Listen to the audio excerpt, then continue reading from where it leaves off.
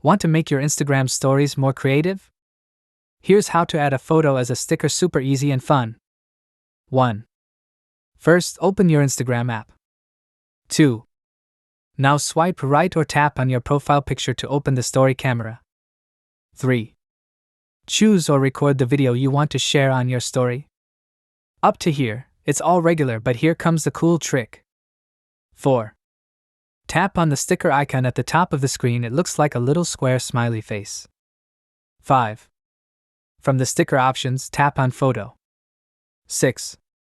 This will open your phone's gallery. Now you can pick any photo you like. 7. The selected photo will appear as a sticker on your story. You can resize it, move it around, or even add more than one. And that's it. Super simple way to make your stories more personal and eye-catching. Don't forget to try it out and have fun creating.